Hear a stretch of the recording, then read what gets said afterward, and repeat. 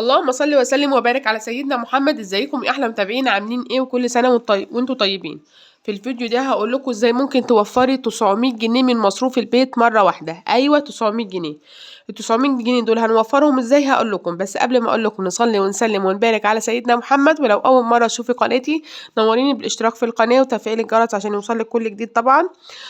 وهتلاقي فيديوهات حلوة جدا في القناة عن الروتين وعن الحلويات وعن الأكلات والفلوجات وحاجات حلوة كتير قوي في القناة. لو عجبتكم قوليلي انهي فيديو اكتر فيديو عجبكم.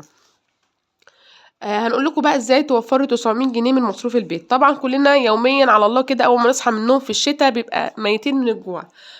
روح يا ابني هات لي فطار، فهيجيب فطار ب30، هيجيب فطار ب40 على حسب عدد الأسرة، هيجيب فطار ب20. ولو انت بتجيبي كل يوم فطار ب20 جنيه حوشت ال20 جنيه هتوفري معاكي 600 جنيه.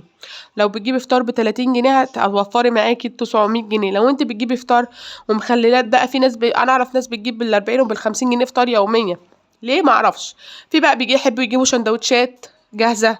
في بيحبوا بقى يروحوا يجيبوا مثلا ب10 جنيه عيش و10 جنيه مخلل و10 طعمية و10 فول و10 معرفش مسقعة، فتلاقوا هم صرفوا 50 جنيه. طب ما انت لو حطيتي 50 جنيه دي كل يوم في حصالة هتلاقي معاكي ال1500. مش لازم كل يوم، يعني مثلا كل جمعة هاتوا فطار من بره.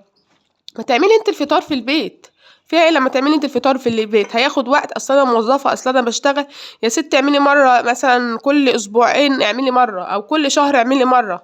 يعني هاتي نص كيلو بس فول مدمس، نص كيلو فول المدمس ب20 جنيه. والله هيعمل معاكي 20 كيس فول. يعني 20 كيس فول اضربي 20 في 5 يعني 100 جنيه، هتوفري 100 جنيه. تمام.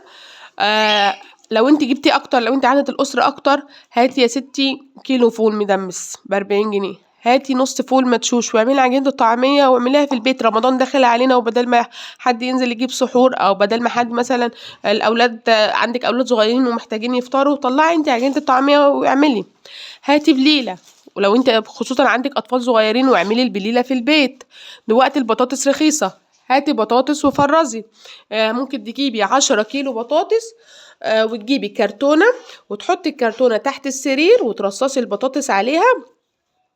وبعد كده هو تقعد معاكي من السنة للسنة على الكرتونة، البطاطس ما يحصلهاش اي حاجة. دي طريقة لتخزين البطاطس.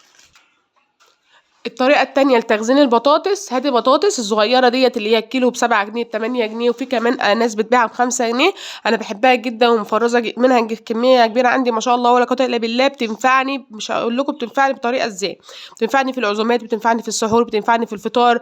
في يوم مثلا ما فيش فلوس أطلع وأحمر أولاد ياكلوا، مصروف خلص، مثلا عندي في مثلا مشكلة في البيت مش عارفة أنزل أجيب أكل، بتنفعني جدا جدا.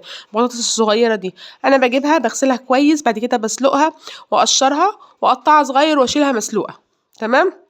وانصحك لما تجيبيها وتسلقيها تقشريها في ساعتها، عشان لو بردت القشر بيلزق عليها. تمام.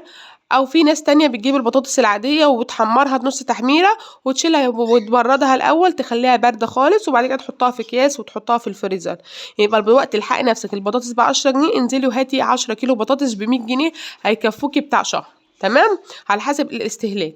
10 كيلو بطاطس ممكن يكفوكي شهر، ممكن يكفوكي شهرين 3 شهور، على حسب عدد الأسرة وعلى حسب الاستهلاك. كل أسرة يا جماعة بتختلف عن الأسرة التانية. يبقى جبنا الفول عملناه، جبنا اللهم صل على النبي، الطعمية، البليلة، البطاطس، الطماطم. هاتي الطماطم مفرزيها، الطماطم دي كنز يا جماعة. هاتي وفرزي منها على قد ما تقدري. بدل ما تجيبي كل يوم ب10 جنيه سلطة، انت طماطماية وبصلاية وهتعملي سلطة. طماطماية وخصاية، الخس رخيص دلوقتي، هاتي ب5 جنيه كل اسبوع، وكل يوم خدي لك خصاية واعملي سلطة. مثلا الخيار، هاتي ربع كيلو خيار اعمليه مثلا على 3 ايام واعملي سلطة. عندك اولاد بيخلصوا حاجة السلطة زي عندي ما شاء الله، ربنا يخلي ويزيد ويبارك يا رب. انا بقيت اخبي منهم الطماطم دلوقتي رخيصة، ممكن اسيبها لهم، لكن الخيار ب20 جنيه. اجيب مثلا نص كيلو واغسلوه وانشفه واشيلهم بعيد عنه، ما كانوش شايفينه بقى في شنطه سودا في التلاجة، اشيلهم مثلا في دولاب المطبخ اليومين ما انساهمش كده اهوت. لكن الطماطم رخيصه، ممكن اسيب الاولاد ياكلوا منها ما فيش مشكله، اكنهم بياكلوا حاجه حلوه. هاتي جزر، الجزر رخيص جدا، هاتي جزر واعملي جزر مفرز. هاتي جزر، والجزر فرزيه للعدس، سليم، يعني اغسليه وقشريه وشيليه للعدس، تمام. كل ربع كيلو لوحده، او كل جزرايه كبيره كده لوحديها للعدس. لو انت مش بتستخدمي في العدس جزر مفيش مشكله. مثلا هاتي الجزر برضو اسلقيه وقطعيه وحطيه على برتقان وخزنيه رمضان. لعصير رمضان لازم يكون الجزر مسلوق. هاتي الجزر برضو ممكن تعمليه مخلل. فهكلمكم في فيديو لوحده عشان الفيديو ده ما يكونش طويل عليكم عن ازاي توفري في المخللات وازاي توفري في اكلات البيت. بس لو اول مره طبعا تشوفوا القناه نوروني بالاشتراك في القناه وتفعيل الجرس عشان يوصل لكم كل جديد. ونصلي ونسلم ونبارك على سيدنا محمد.